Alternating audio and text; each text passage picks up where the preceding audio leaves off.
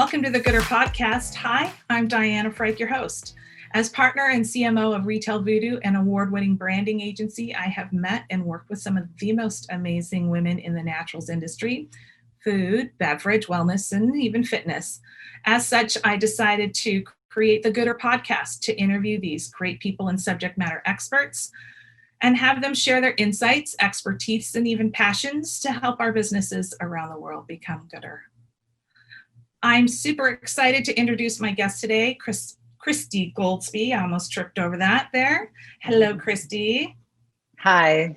Hi. So nice to be here. Yeah, same here. Well, we're not in person, but it's the new in person these days. Christy is the CEO and founder of Honey Mamas. That is an award-winning premium melt-in-your-mouth delicious honey-sweetened cocoa bar in the refrigerated better-for-you indulgence category. Super yummy. We'll learn a little bit more about it soon. But a little more about Christy. She grew up in a family of cooks, bakers, farmers, and gardeners, and the kitchen was always a place of celebration, creativity, and nourishment, and even joy for her. She started Honey Mamas as a way to share these celebrated family traditions, a passion for healthy living, and a love of the natural world. She was determined to create a treat that exudes vitality and playfulness, and something that you'd likely take to a formal party as much as enjoy on the hiking trail and share around a campfire. So welcome, Christy. So nice to be here. Yes, it really is. Thanks for having me. Yes, I'm so happy to get to talk to you in person this way. How's Portland today? I know that feels like such a loaded question with politics and BLM and fires, but really, how are you and how's Portland today? Yeah, Portland is pretty wild place for being such a liberal, mellow city. It's just been full of smoke and protests and just the intensity of everything is real. I can definitely say that it feels like I'm doing great. The city is definitely in a weird spot, but it's in an important spot, I think. And so that's kind of how it feels. You know, it certainly feels different right now, but everything feels different right now. So I think that that's okay. And that's kind of how I think we're all experiencing it. It's kind of like, how do we take this and turn it into what it's needing to be? Oh, and are you or any of your community members, like your Honey Mamas or your family, nobody's been impacted by illness or fires? I was talking with Kim at Coconut Bliss recently, and the fires were so close to where she was. And so are you okay? And they're okay. I checked in with them recently, but are you okay? Yeah, we're okay. We had about a week of just really, really awful smoke in the city. And then it came back again for a few days. The air quality really has not been great, but it is cool out today. I mean, I think it's like sub 50 maybe. So it's cloudy and it feels actually, the air feels better than it's felt for a long time. So a little bit more like Portland than usual. Yeah. Or most recently, I should say. Yeah. Well, let's talk a little bit about why we're here today. First of all, huge chocolate fan. One of my favorite things about being able to do this podcast is I get to talk to people who produce my favorite products in the whole planet. So huge chocolate fan. And Honey Mamas has always had my eye as a shopper. I've been an organics and natural shopper, I want to say since 98 or 99. So I've seen quite an evolution, but in the very beginning, you've always had my eye. I like the concept of having the indulgence and then having some benefits there at the same time. And I wonder, being a pioneer in this real healthy indulgence, not like, there are some healthy indulgence that are kind of a stretch, but in true healthy indulgence. Can you tell us how Honey Mamas got started and why you felt this specific collision of indulgence and function was important for you at the time that you came up with the brand? I think that That's such a great question. I had run a family bakery for several years previous to starting Honey Mamas, and I had worked in small family-owned restaurants also for pretty much, my whole life, as early as I could start working. And I love the connection that food and gathering for meals and cooking together for others or for yourself kind of brings to us. So that always has been kind of central and core to my being. And then after suffering from some low grade kind of undiagnosed autoimmune issues myself for quite some time, once I was like in my early 30s, right around the time I'd had a couple of kids, and I was just really kind of struggling with some autoimmune stuff. And during that time, there just wasn't a lot of information out there. Yeah. Or doctors kind of looking at food as even something that was impacting our health in other than like, don't eat saturated fat and all of that, kind of the typical. And so I had this huge kind of aha moment in 2009. I did a cleanse with a friend of mine who had a very severe kind of acute autoimmune disease called myasthenia gravis. She was just having the hardest time understanding kind of what was going on. The doctors couldn't figure out what to do with it. And I did a cleanse with her because it was recommended to her to do this in order to just try to see if she could make some headway, because the diagnosis that she had gotten from the doctors at that time were saying essentially like, your body is just going to shut down to the point where you're going to lose your ability to move.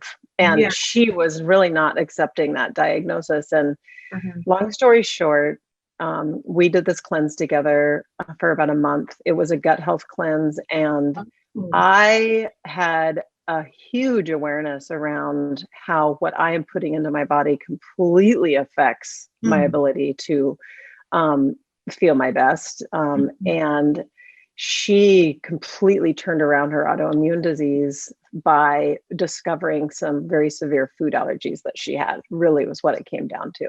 So she was able to nip that in the bud and to kind of control it. So it was, I had dipped my toes into the CPG industry when we had the bakery before I started the company. And I obviously, kind of loved that world, but I wanted to, because I was so impacted by this aha of looking at how food really impacts our health, knowing what it was like to run a brick and mortar space. I liked the community that was there, but what I felt really passion to do was to take this conversation actually to a larger canvas, which was the grocery world. It's where everybody shops. So because it felt like a big and really radical and important change that I had undergone, I was recognizing this across kind of, just in the news and kind of knowing people and stuff and recognizing there's some pretty big issues. And gluten-free was happening at that time. Not much else was happening at that time as far as kind of like understanding how what food allergies might be doing to us or whatever. And so I wanted to reach more people through the model that I could create a simple product line and have the canvas to be part of that broader conversation about food, and just inspire consumers to and enjoy something that not only didn't deplete the system, but that actually infused our bodies with health and vitality. And so, the fact that it's a treat came after several different iterations of ideas that I had. So that wasn't my original concept, was to like do something that necessarily that was a treat, even though that was the professional background I had come from. I was just looking for what could I create? And, it's just, I feel really, really glad. And I think it was obvious that I landed where I did because it spoke to me the most. I mean, the minute that I ate the bar when I first made it, I was like, super excited about the flavor and the texture. So, yeah. Well, so isn't it interesting how far medicine and our understanding of food has gotten closer and closer over the years. You know, I was seeing a naturopath back when people thought I was insane. I mean, it was the early 90s, and it was still, it had already progressed so far at that time as well. And we were exploring diet from a macro level at that time. And I'd have conversations with people that thought I was nuts. And here we are now in the world of gut health and FODMAP and, you know, and celiac, and like it's just growing bigger and bigger and bigger. It's so interesting that you had that presence of mind so early on. And I think what's interesting, and we might touch on this a little bit later, but the fact that it ends up being that chocolate, and I wonder if it's because maybe women are a little bit more open to trying something new, and it's a very easy to kind of maybe dip your way into a new lifestyle through something that you're already engaged in. You know, it's like, oh, it's chocolate, and, you know, especially in the where you were in that 2011, 2012, when people were still kind of connecting naturals with sort of quality. You know what I mean? Like there was a lot happening at that time. I'm curious, is there anybody still with you from when you first started? Is there anybody working with you still? You know, unfortunately, I don't have any of my original employees.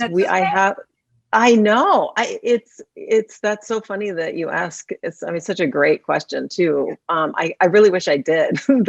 I had like such great people in the beginning, but we have really wonderful people now, obviously. Though there's a woman who is with us still, Ivy Indrican, and she's been with the company for about 5 years. So, you know, we're an 8-year company. It's over half. That's a long time. Yeah. She's great. She's done pretty much every role. You know, she started doing social media for us part-time back then, and then has moved into all sorts of different things, including, you know, HR. And we just moved her into a full-time product development and innovation role, because that's really where her background lies in. And so she's working with me and us to create new products and innovate. So it's a really fun kind of life cycle that she's had in the company. So I love those people that are with us from the very beginning, because they go through the journey with us. Now, granted, it's from a different standpoint, but you have that kind of relationship with those folks that you can't necessarily have with kind of anybody newer. So I always sometimes like to find out what that is. Now, you grew up in this baker family, farming family, maybe a little bit. It seems like making things, producing things is part of your DNA, that you come from this background. I'm curious, do you feel like is it the making of the product, the innovative part of product? Is it the giving the product, whether it's a sell, or what is it about the making of something that gives you some fire? I had such a good question, because it's like, I think at the core of it, it's just creativity. It's just that we all kind of are driven by different things. And for me, I think the innovation and the experimental aspect, the kind of movement, change, growth experience that you have, whether it's doing a project or making something in the kitchen, creating recipes, it is the innovation piece, I think, that makes me the most excited. I love to start with kind of like a seed of inspiration for something, and then turn it into something that feels meaningful to me. And I kind of do that with a lot of different things. And certainly that's what the experience of starting this company was about. You know, in the beginning, it was so much about it was very exciting I knew that I wanted to start another business after I had left the bakery, and I wasn't sure exactly what that would be or when it would be. And then this whole process with the discovering kind of food as medicine experience that I had, certainly drove me into that direction. And it gave me, I was like, okay, that's it. You know, I need to figure this out. And so it was that, like, I love that part of, I guess it's the creative process. Yes. seed of inspiration, thinking about how can I take this and translate this into something that is very meaningful, and then, just kind of running with that. And then that has continued really to translate into every different aspect of the company as we've grown, Okay. And the inspiration, where does you say you get your inspiration? Are you out somewhere? Is it in the conversations? Is it just experimentation? All of it? I think it's kind of all of it. It's such a process. It's kind of like, and then for me with Honey Mamas in particular, it was, someone said to me once, and I think it was like such a brilliant thing. They said, changes and experiences occur not in one fell swoop. It's all the tiny little micro adjustments that you make going up to that. And that's kind of how I feel about that kind of inspiration piece. It's like, yes, it's like conversations, it's experiences. And then sometimes when you're in that space of feeling kind of like uncomfortable because you're in between maybe having clarity on something that you're kind of trying to get clarity on, or whatever it is, however that translates for people between jobs or just anything. Those times are really important because they're forming. It's the formation time. And I've been through lots of that and definitely during that time. But I think that it is wonderful to break through those and then have that inspiration to be able to have clarity and then to do something with, and to take it and to recognize. And with Honey Mamas, it was that whole process for me of discovering food as medicine for my own self, having all the professional background in the baking world, and kind of, we had a CPG line in the freezer section when we had Blue Gardenia, the bakery. We did a cinnamon rolls and pecan rolls, these take and bake kind of gourmet rolls. And so I understood that landscape. And so one thing really led to the other. And I thought that whole canvas of recognizing this is something that's a much broader conversation than it's just about meeting and enjoying that kind of connection with your community or your people over a cup of coffee and a piece of chocolate cake, or and so that translated into, another friend of mine gave me this really wonderful recipe for these little like raw food protein bar things that I ate, and that led to the inspiration for this recipe. So it was kind of this, and that was really took place over like a 1.5 year process. So yeah, that's kind of how that has translated. Wow. So you're creative. I suspect you have other outlets as well. As my husband is an artist, but as a painter, but he give him anything and the approach is always creative. So I'm assuming you still bake and I'm sure. Do you have a favorite recipe? Or is there a favorite recipe from the family that goes, anytime you come over, bring one of those? Gosh, one of my very favorite recipes is a buttermilk chocolate cake recipe that kind of was the inspiration for our bakery that we had. It's a recipe that came from my grandma on my dad's side, and that was kind of over the years transformed into this like really decadent cake that is just wonderful and lovely. And that's, I think, probably one of my all-time favorite recipes. And that people do request that for sure. And also, I think that the other one is probably just, there's a cookie recipe that's also one of my favorites that people request, that's made with toasted oats and chocolate chunks. And I, of course, use Honey Mamas in that now. But and maple, maple syrup. Considered that. Oh yeah, it's a great like instead of chocolate chips, it's a wonderful ingredient. Yeah, and anything like banana breads or those types of things. You can really play. Yeah, you can really play with Honey Mamas and baking and baked goods. Wow, okay, thank you. I've got my project for the weekend. I'm thinking, from our conversation that we had before, and then as I'm listening to you speak right now, this brand seems to be really an expression of who you are, and how you would like to have an impact on the world. Am I catching that? Is that kind of like, it feels like the brand and you are very almost inseparable, at least the way it is right now. Am I catching that correctly? You're catching it for sure.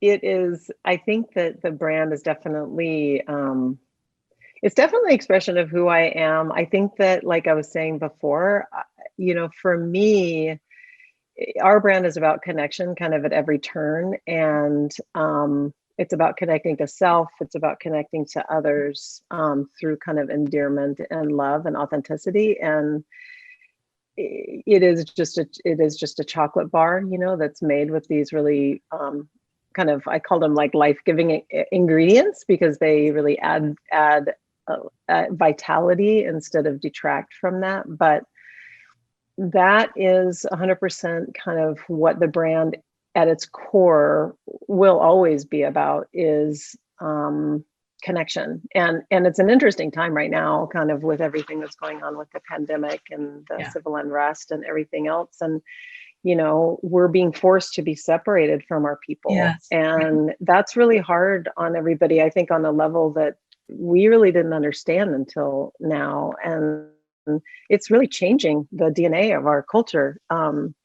I think that, so for me, the company has always been about this connection piece. Well, that can happen on so many different ways. And the simplicity of a pleasurable moment and kind of sharing that with somebody goes a long way.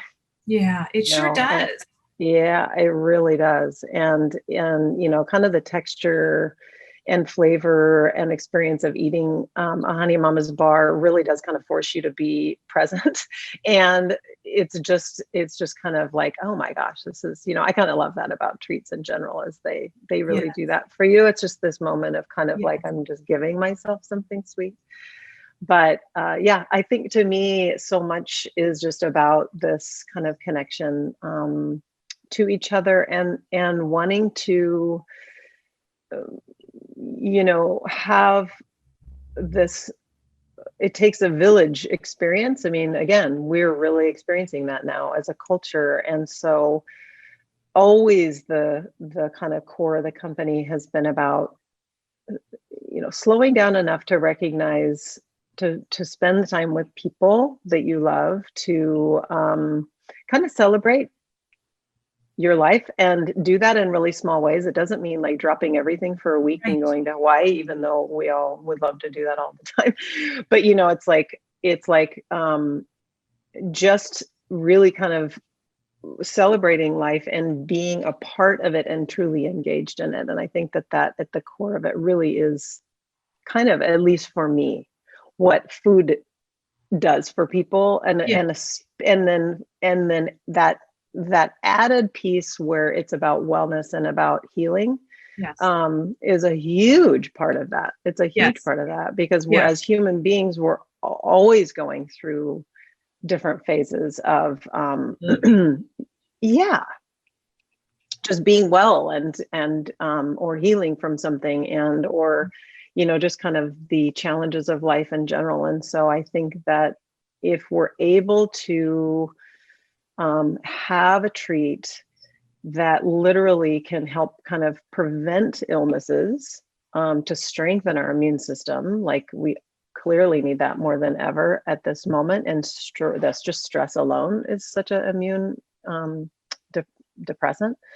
But just, that ultimately is my goal. And I think it's definitely a core of who I am. It's just like, how can we refocus culturally in a way that puts emphasis on just this basic fundamental tools that are available to everybody all the time. And it just comes down to empowerment, of feeling empowered that we can make choices around kind of how we eat and whether or not we thrive. So I want to talk about this bite-sized moments that we talked about when we were first talking about doing this episode together. And and this kind of brilliance that I see about it. I kind of want to weave it in here and tell me if you think I'm a little bit nutty in my thinking. But what's really great about your specific product compared to other types of indulgences is that you can have a piece in a moment, in transition. You don't have to break out knife or silverware. You don't have to really get dirty. You can have it, and it's permissible because the calorie size is small. And one of the things that is really powerful right now that I think, and then I've heard over and over from other guests that I've had on, is this millennials and Gen Z are really great about understanding emotional and mental well-being. They're not afraid to talk about it. Yeah. And in a time like right now, where, everybody's worried about gaining weight and they're starting to push away those things that are satisfying, whether it's satisfying on the mouth or satisfying in the brain or satisfying in the stomach, to have a product like yours where the calorie count is small, but it's satisfying the body's needs in a way that you only need a little, and it tastes good and it feels good and like, I just love that whole component. And it can get messy to talk about, but in an instance of like that bite-sized moment of self-care, maybe is what I'll call it. That's how, like, when you were talking about it and what you're saying now, that's how I'm seeing or feeling it. Yeah. And it's I think it's really important for humans, but particularly the mother units of families, to make sure that they're giving themselves permission to do those types of things, because there will be other times in our life where we can be exactly the weight that we want to be, or keeping to a specific diet, or that type of thing. Now, I know you, and I wonder if this next question kind of feeds into this. Like, I know that you desire to care for people holistically. That was definitely obvious when we talked. And there's so much more anxiety and discourse happening right now. How do you make that connection using your brand between, I've got a product to sell you, and caring for people in an authentic way? And we might have already talked about it, but you might just touch on it from a different angle. Yeah, I mean, I think that's a great question. And it kind of is just, I think, just continuing on what I was just talking about. Yeah. It's, it is, I think that at the root of what we're doing is that we are, it's not so much, it is selling a product, I guess, and on its most basic level, it's selling a product. But we're, kind of what I was saying is, I think ultimately what we're trying to do, and do it well, is to shift and refocus our food system away from processed foods towards more simple whole foods. It's such a basic and fundamental tool for improving and stabilizing our overall health and wellness.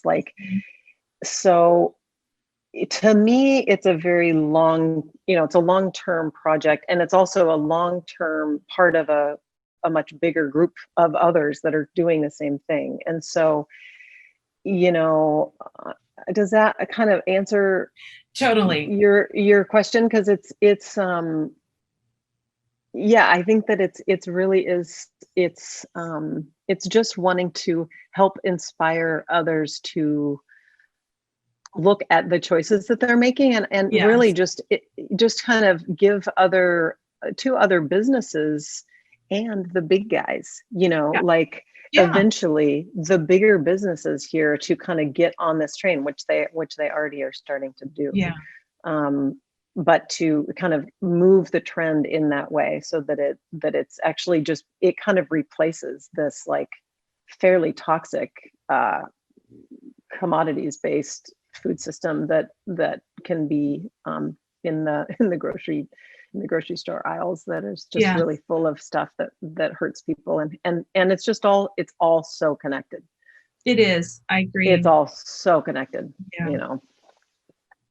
When you look back at kind of this genesis of Honey Mamas, now I've seen 2011 and 2012. They're, in the grand scheme of things, they're pretty close.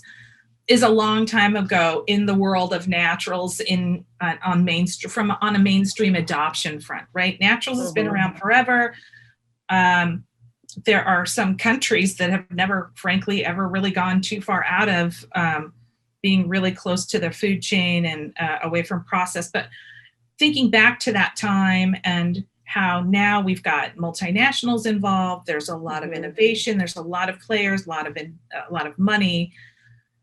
A product like yours at that time was lucky to survive because there was very forward-thinking product innovation at 2011 and 2012. I wonder if you can share maybe what hurdles you had in some of your conversations with, it could have been with retailers, consumers, ingredient suppliers, and then maybe some unexpected surprises that you're like, wow, those guys totally got it on the first conversation. Like, you can tell us both ends of the spectrum. Gosh, it's a lot. Yeah. Yeah, it's good. I mean, I created the product in 2011. I created it in 2011, and then I got everything together during 2012, kind of launched it at the end of 2012, right before 2013. So Gotcha. And during that time, I think, again, it kind of goes back to this thing around the creative process, and even just the collective consciousness process is like tying that into what you're asking about, because there were gluten-free things during that time. That was kind of it. Everything tasted like cardboard that was supposed to be like healthy for you. I remember. It was, there wasn't, there wasn't a lot of healthy stuff. Protein bars were just starting out. I mean, it was like, there's just a couple versions on the shelf. And so, I was going to do a specifically functional product originally, which was just cultured vegetables, which was all about gut health. So it's like, homemade sauerkraut essentially with probiotics in it. Okay. And now those are actually pretty common on the shelf. And kombucha is super common. And so that was my original idea. I ran into a lot of different problems with it. And so I've had many of these experiences, I'm sure that you have too, but where, you kind of just get a lot of signals that this is not the right thing, that you need to do something different, or regardless of what the situation and the setting is. But that happened to me, that was happening to me with a few things during that time. And I would just kind of go, okay, I'm going to go back to the drawing board and really kind of continue to feel out what works, because I am creative. I'm also like really determined. So I'm like determined to figure out something that feels very right and to do it. And so I think that as far as kind of bridging the lack of awareness around kind of food as medicine during that time or any of that stuff, it's just this indulgence piece really kind of was key. And that just the fact that it was, it's relatable enough. And so I guess I'll go into the hurdles piece of what you're asking, because the hurdles were, okay, first of all, I started at the farmer's market. And so I had this built-in group of people who were customers at the market who came from all over the world. I did the Portland Farmers Market downtown. So it's a big, huge farmers market. And so I was able to have interactions with people where I was getting their feedback on their experience with it. And it was pretty much just like people were freaking out because they're like, what the heck is this? And this is so good. Is this a chocolate bar? That whole experience of like, what is that? And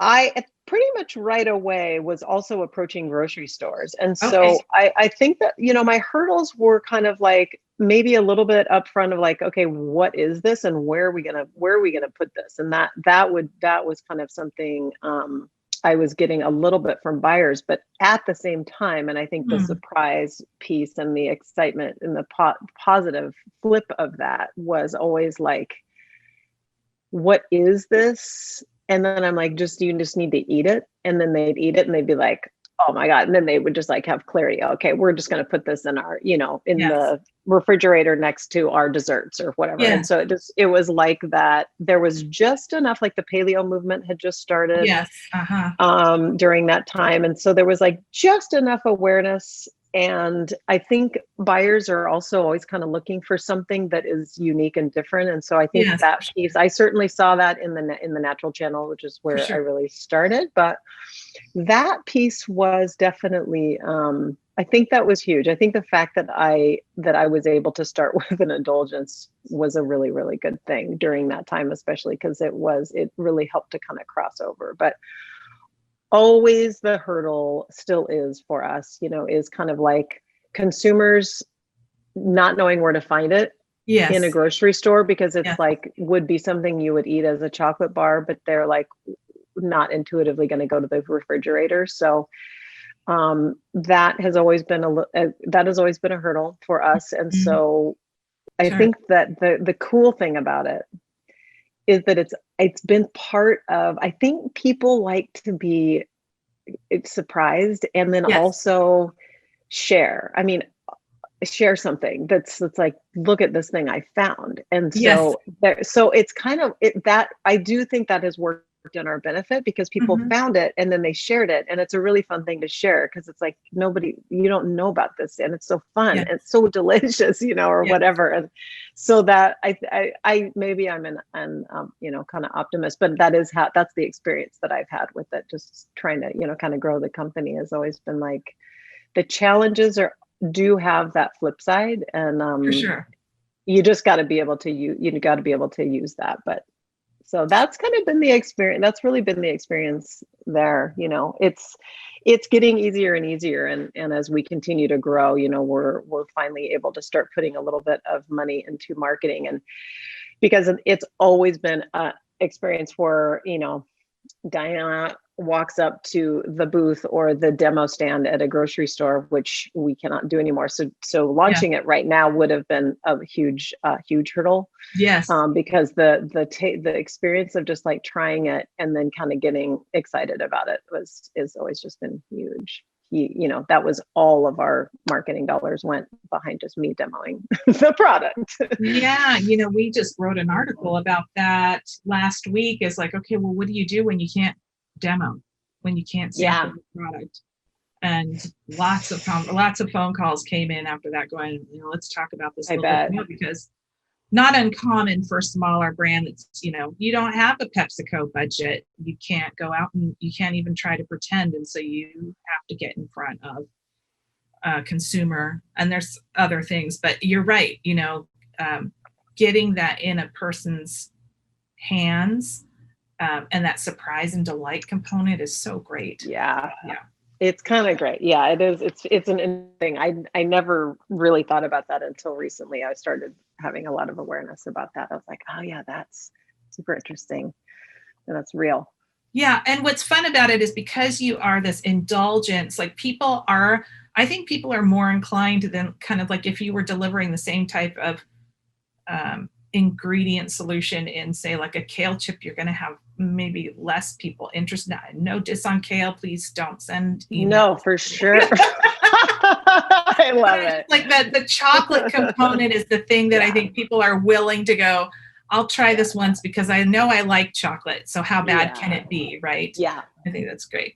Yeah. Okay. And even those that don't like coconut, they're like, oh, it's got coconut in it, I don't want it. And I'm like, you can just, yes, no worries. And they'll be like, oh, I actually really like that. That's great. Why is that? It's not like the overly sweetened, sweetened coconut, whatever that I got turned off by as a kid or whatever.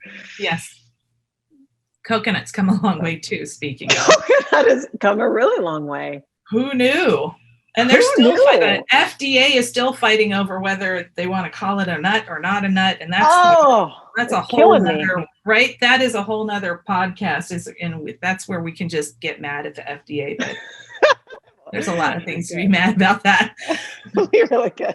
Speaking of lots of changes around product and innovation and diets, and how to talk a little bit more about how you've seen the category change in regards to adopting a product like yours as part of a diet rather than like a special treat, maybe.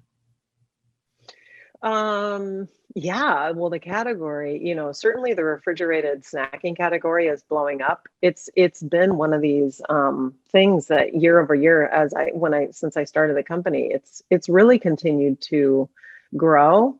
So knock on wood. I think that is I've seen it change a lot. Perfect Bar, I don't know if you're Yes. familiar with them, but it's a Yes. wonderful protein bar that I've always loved it because it's just delicious and it really tasted like peanut butter. I just remember tasting that for the first time and being like, oh, this is so different than all the other protein bars because it's actually, I feel like I'm eating like a peanut butter cookie or something.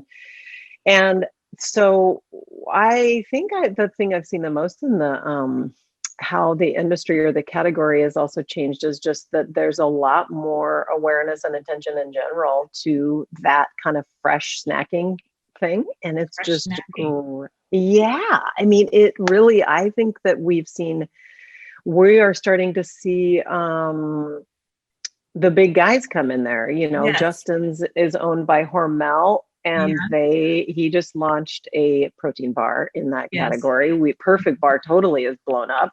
They're owned, I think, by Mondelez now, which is a huge player. And so, we are definitely seeing a pretty massive influx of dollars coming into that space, which I really see as just a huge positive, because if the big guys are interested in putting money on the shelf there, and they're going to be putting non-crap on the shelf, I think that's what we're seeing right now. And I'm hoping that we continue to see the trend. And Kind Bar, I know, is launching some refrigerated products. And so, yeah, I feel like it's certainly only been positive. I feel like beforehand, when we first launched and over the years, people have said, buyers have said, the trickiest buyers have been like, I don't know where to put your product. Like, I love it, but where the heck are we going to put it? And I'm always like, well, do you have Perfect Bar? Put it next to that, because it's where people will go, at least who are our core demographic, are going to probably be looking for a healthiest version of a protein bar that they can find. So. Well, right. And we know that the natural shopper shops the perimeter of the store. The challenge is that chiller space, or the cooler or refrigerator, depends on how you call it. But there's only so much room. There are only so many slots in there. So I know that you are not just competing for another like product. You are competing against Grab and Go. You're competing against RTD. You're competing against produce. And even dairy, depending on who it is, right? You're competing. Yeah. What slot are you going to get? So I can respect the challenge. It's not like they can put you in the center of the store without a significant investment. So I can understand that. And I do think, I have been speaking with, I actually am interviewing Mondelez in a couple of weeks about their efforts in this space. And I spoke with Frito-Lay last week. So you should expect to see. And I'm saying, because my goal, of course, this podcast, is to I want to bridge the gap between the naturals community and the mainstream consumer, because naturals community is over here. We're this upper middle class group of people that are healthy already, eating healthier food. The naturals industry is not paying attention to anybody middle class and lower for a number of assumptive reasons. And these people are ill. They are ill, and they don't know the food, and they're not getting the education because our brands aren't talking to them.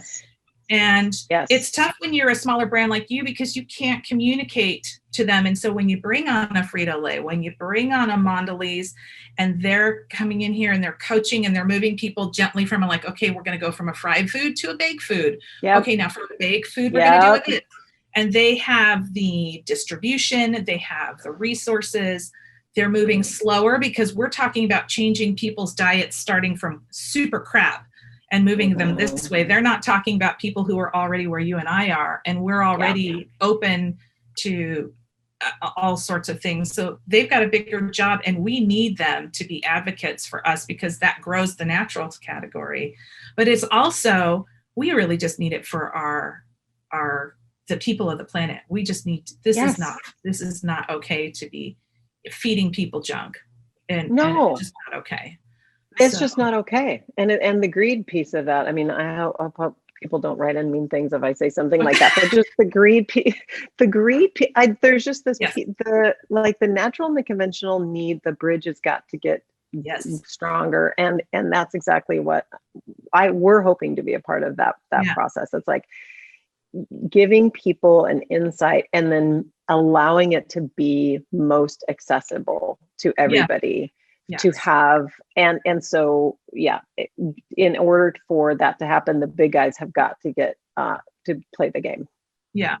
And I'll tell you, it's not that much of a secret that they're coming this direction, because obviously we see it, but they're also a business. So it's not like you can just suddenly stop selling Mountain Dew. Like they've got to transition people from the $1.50 liter product to the $7 kombucha, right? There's a transition that needs to happen there from an educational, financial, and then so they've got a huge job, but they've got the resources and the teams, and they know that if they're going to move people off of this product, they've got to have a replacement in place. So it's just good business on their part anyway, to educate and bring the customers along. It is. And it's really nice to see that they're, bringing on the brands that they have brought on, because they are not trying to reinvent it in their own way, honestly, because you get that quality and the authenticity and the drive behind it that's already there. And that's a really positive thing to see. Yeah. And I do feel like it's pointing us in the right direction. So that's pretty exciting. Yeah. Well, so let's talk a little bit, like, things have changed in our planet since you started, since you were a wee little baker and you started your own business, Do you feel that your leadership style has changed, or has it just matured into more of what you were already doing as the business has changed and as the environment has changed? Well, I mean, I think that my leadership style probably hasn't changed. I have changed a lot, just in the sense of, trying to run a business for this many years.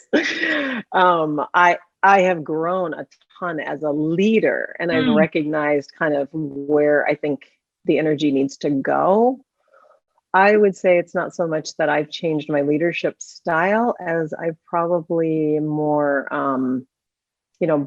learned how to bring on a leadership team that is the right support to work to help the company grow how it's needing to grow. And that's I think the most important piece as a leader for the company that I've been able to do, is to see where the needs are with the company in order to take it where it needs to go. Because I've outgrown my role about 10 times now, and kind of, and kind of put people into places where we're going to be able to be really strong and continue to grow and keep up and be real players in this what we were just talking about, where the big guys are coming in and putting money in there. It's like, okay, I'm either going to get squashed and go bye-bye, and then, or I'm going to be a player in this. And I'm pretty determined to, maintain that voice in the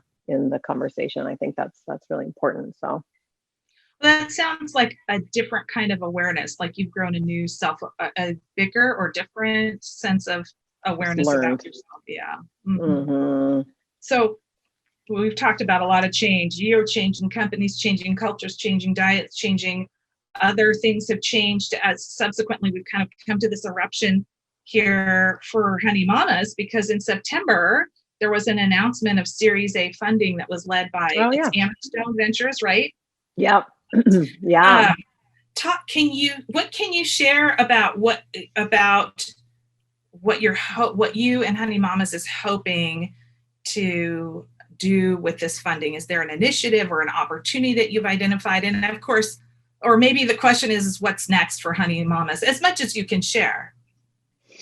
So I feel really, really comfortable sharing kind of exactly what we're doing, so like I was saying, I think that, I've known kind of all along since I started the company that I had a certain bandwidth as kind of the main operator for the company, that the company, in its infancy had this certain bandwidth. And I could see that. I did not go to business school. I just have experience kind of running a business. So I'm definitely not, I didn't come from that world. So but I do very clearly understand that the business, how the business functions on a highly intuitive level. And I think that, so for me, I always saw this kind of potential need to do a fundraise and or be able to grow the business just, on cash flow. So once I recognized that we were going to need to raise money, I just have been, creating relationships on that level for a couple of years, really. And it's been just, one part of that kind of leadership journey, certainly. But with Amberstone, once we started working with them and brought them on as partners in the company, they're just wonderful human beings. And I just actually met with them this morning and had a financial meeting. It was great. But our plan really is to just be able to put the dollars behind the bar. We want to be able to put this experience into as many people's hands as possible. And in order to do that, the grocery industry is not a cheap industry to grow and to navigate in. And so that is primarily, we are going to be, kind of spending money on sales and marketing, trade spend, and hires internally. I mean, we're in a process at this moment, actually, of really bringing on a couple of really important players so that we can kind of just take the bull by the horns and just and step more deeply into the game. And that's kind of the core of it. We're just about to launch. I can't really talk about it at this very moment because we haven't fully expressed it yet, but over the course of the next couple of weeks, we're going to be shouting about some pretty exciting news that we have just on the innovation front. And just ultimately, I will tell you this, it's like meeting people where they are and bringing products to the shelves that are more accessible to more people. And I think that feels super exciting to me. So we have some, we've been in business 8 years, and it's fun to kind of take it. It's really feels to me that we're, it's like we're through the early school years, teenage years, and now we're kind of going to college or something. So that's kind of where we're at. So a lot of it is really about being able to, and we're manufacturers, so we're putting a little bit into that as well, and being able to be even more kind of supportive of the team that we already have. So all the good things. I know it's a very exciting time in that way. So a Series A during COVID, was that pretty much? Yeah. When I spoke with Karen Ha of Joywell Foods a few weeks ago, and she said, that was crazy time. I don't know where you guys were in your fundraise when COVID hit. Were you pretty much settled down, or were you like, what do we do now? We were literally we were supposed to be at Expo West. That's when COVID hit and it shut down. Literally, right. I had flown down. We were going to participate, and it shut down. And that was the week we were supposed to meet with all the potential parties that we were interested in working with. So brutal. It was intense. But we had just such great relationships. And so it actually didn't really impact our process. I think, if anything, it spoke to kind of who the right partners were in,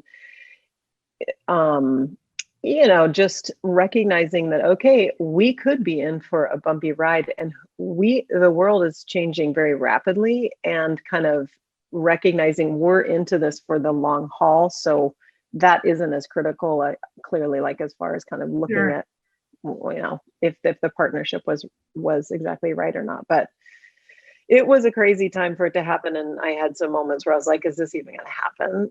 Is this going to, pretty wild. You poor thing. Oh, but you're on the other side of it. So we actually, I think we finished it up around the same time that we had originally planned on kind of getting through all the paperwork and everything. So it didn't slow us down too much. Yeah. Good. Yeah. We talked briefly here.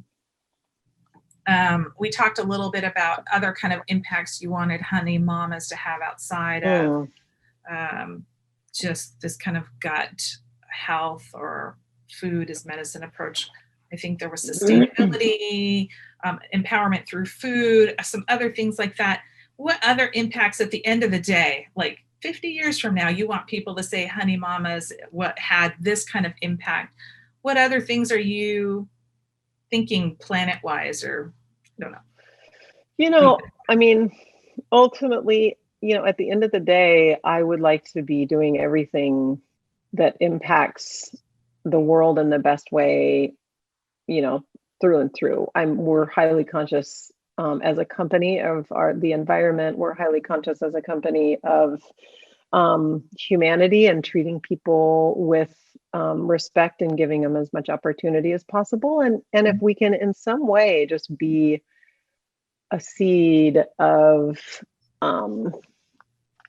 inspiration and of player in that kind of on the largest perspective of kind of being a part of this process of moving the culture in the direction of a healthier overall culture. I think that would be our kind of ultimate goal. I think it's pushing kind of that conventional thinking enough so that people have the opportunity to wake up from the kind of cultural prescriptions of options that are on the shelf and to, high sugar, high processed, things that really damage their overall health and more importantly, just their awareness of empowerment, because it really kind of comes down to that. So 50 years from now, I hope that people can or will be experiencing still this brand in a way that is allows them to feel empowered as a human being in the world. Good. That's fun. Yeah. As an innovator and creator, we're getting towards the end of our time, but as you're looking out here, I can tell that you say you draw your inspiration from all sorts of places. You're inherently a creator, and you remind me a little bit of Jane Pinto from First Harvest. I don't know if you know her or not. I'll send you a link from an interview that I did with her, very much like grounded into the earth, and that like there's a bigger cycle here rather than just consume. Right. What trends or brands are you keeping your eyes on? What are you excited about? Who are you watching?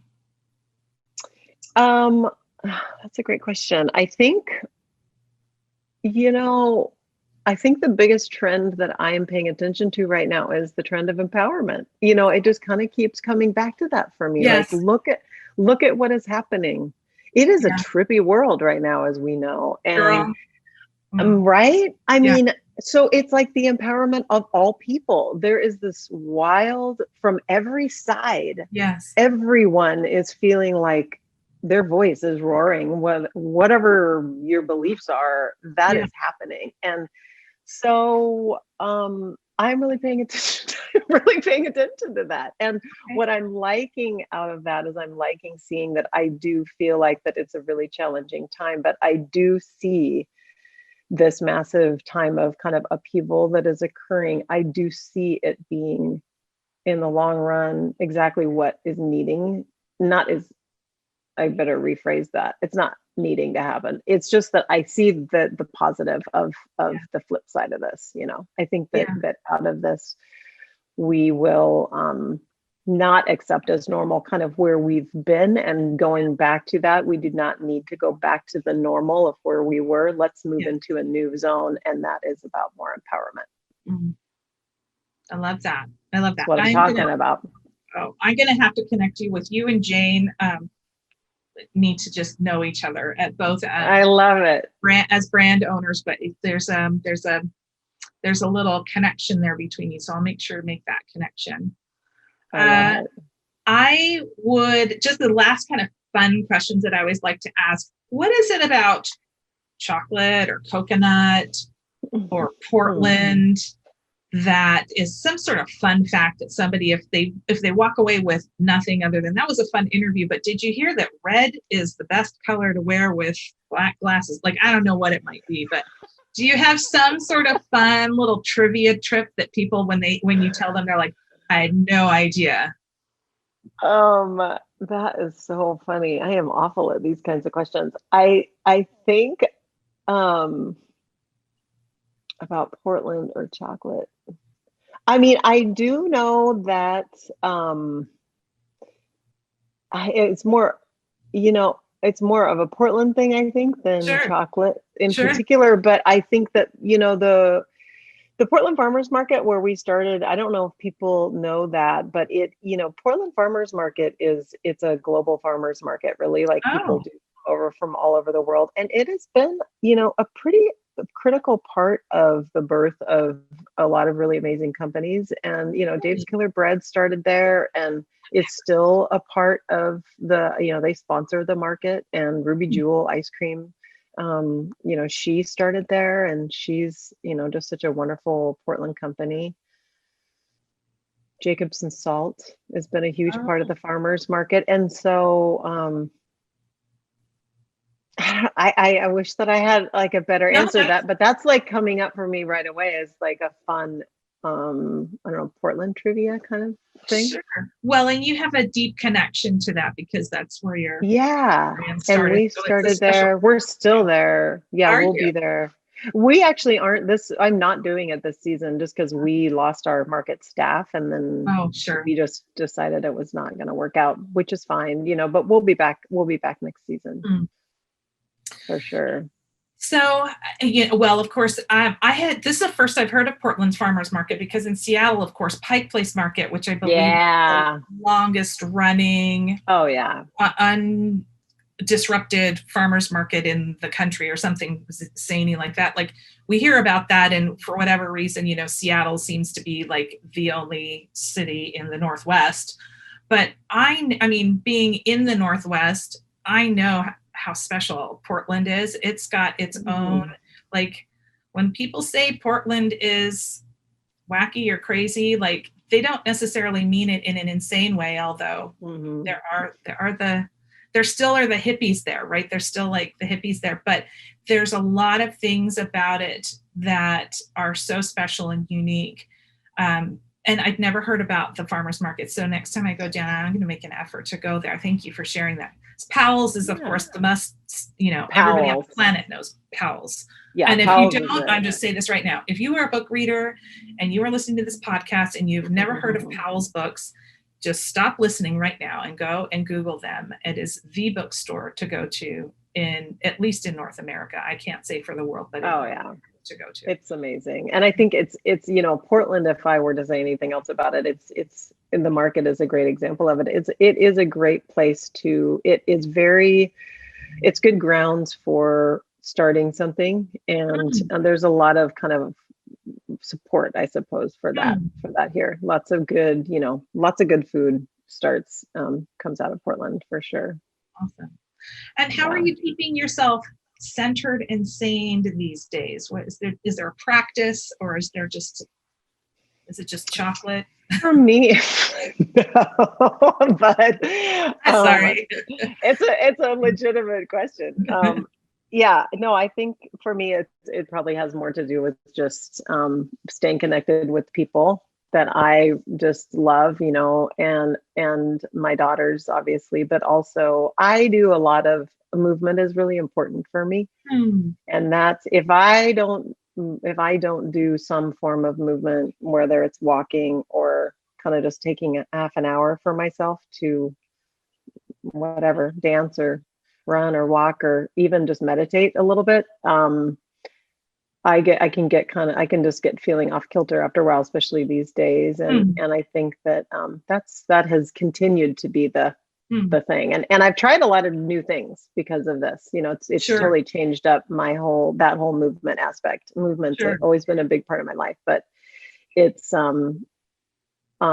which has been kind of a really positive thing. I've been trying all sorts of fun new, like, little weightlifting classes online, and I've never done those. And I'm like, wow, this is actually feels great. And I love it. And so those kinds of things are keeping me sane, and really choosing kind of how much time I spend on social media, and just even reading the news. That's been huge. I had to clip that. Smart. Yeah. Well, before we go, I wonder if somebody wanted to reach out to you for any reason, is there a best way? Is LinkedIn the best way, or do you have other methods? Or you can find me on LinkedIn for sure, and then just through our website, honeymamas.com. Great. Okay. Yeah. Well, that's wonderful. I thank you so much for Diana. sharing your time and your insights, and it was super fun to chat with you. I thank you so much, and I hope you had fun a little bit. I did. Thank you. That was really fun talking to you. All right. Yeah. Thank you. Thanks, Diana. This episode is sponsored by Retail Voodoo, a creative marketing firm specializing in growing, fixing, and reinventing brands in the food, beverage, wellness, and fitness industries. If your naturals brand is in need of positioning, package design, or marketing activation, we're here to help. You can find more information at retail-voodoo.com. And so there you go. I hope you enjoyed this episode. Thank you so much for hanging out with us today. And if you haven't already, be sure to subscribe to this channel and share with your network. Until next time, be well and do gooder.